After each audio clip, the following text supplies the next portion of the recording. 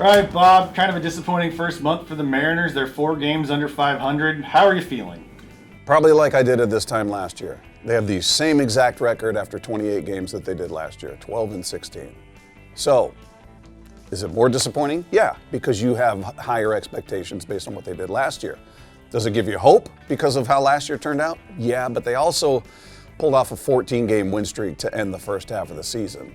I don't know if this team has a 14-game win streak in them. So I think we all expected a better start. We expected them to hit the ground running with guys that have a year under their belt, whether it's Julio, whether it's Cal, but things have gotten in the way. Lack of performance certainly, but injuries right out of the gate to your rotation that you didn't have all of last year. Nobody missed a single start, and already Robbie Ray's done for the year. You lose Andres Munoz. You've had back tightness or shoulder tightness with Logan Gilbert, and you had to flip start. So you've already dealt with trying to manage injuries and things you didn't even have last year. So to me, there are reasons for some of it, but yeah, it's disappointing overall, absolutely. Who are you most encouraged with and most concerned about? How could you not be most encouraged with Kelenic?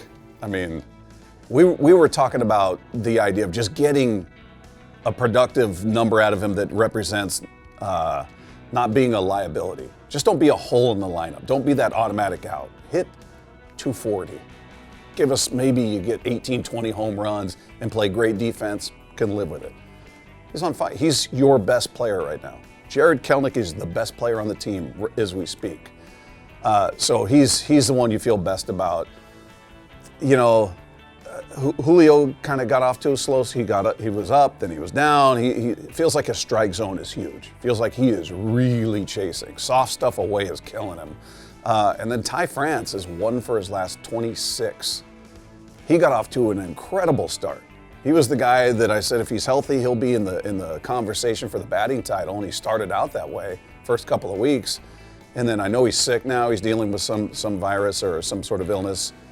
He hasn't had it the whole time. So I don't know what's going on with Ty, but I'm not so much concerned, but it's you need him to be Ty France. You can't have him being what he's been. Again, 1 for his last 26. And then just the offense as a whole has been really spotty. I mean, it was nice that they won the game going into the off day. They needed that. But in that 3-game series, they struck out 45 times. 45 strikeouts in 3 games. In 2 of those games, you didn't score a run. I mean, it's just, you can't have it. You can't have it. How do you feel about the M's chances based on how the AL West looks right now? They certainly have a chance because nobody's running away with it. I mean, the Rangers are there, but DeGrom's hurt already, as many thought he would be. The Astros haven't run away with anything. As teams look like they're putting together a few wins and they're getting hot, they come right back.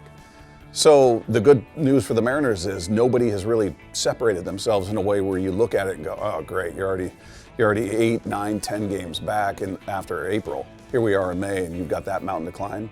Right now, there doesn't seem to be a cream of the crop.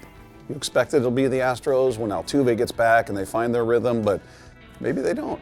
Maybe they don't. Maybe it is going to be a 4-team race there. Maybe it is going to be the Angels, Rangers, Astros, and Mariners. I don't know, but the good news is nobody has pulled away from the pack. Do you have any reason to be scared by the Rangers or the Angels? I mean, if you look at the potential of their roster, when you look at it on paper, I mean, the Angels have the 2 best players in all of baseball on their roster. The 2 best. I mean, players, especially in Ohtani, that we've never seen in our lifetime. So, and all the money they've spent on their pitching, and same with the Rangers with their pitching, and all the money they've spent on their offense with Simeon and Corey Seager and people like that. So, yeah, you worry if they find it. If they can get healthy and they find their rhythm. On paper, you're looking at the roster going, Mariners roster doesn't really compare, for being honest. You're running Pollock out there, you're running La Stella out there, you're running Haggerty out there. There's a lot of holes in the Mariners lineup right now that if you look at their lineup on paper, it doesn't really exist. All right, let's say the M's move into a playoff spot by June 1st. What's going to be the reason for that? It'll be their pitching. Their pitching needs to gain some level of consistency because we've already seen basically each guy go out there and throw up a dud. Whether they're healthy or not. Luis has had a bad outing. Kirby had a bad outing. Logan's had a dud. Marco had a dud and all of these guys have had great starts as well.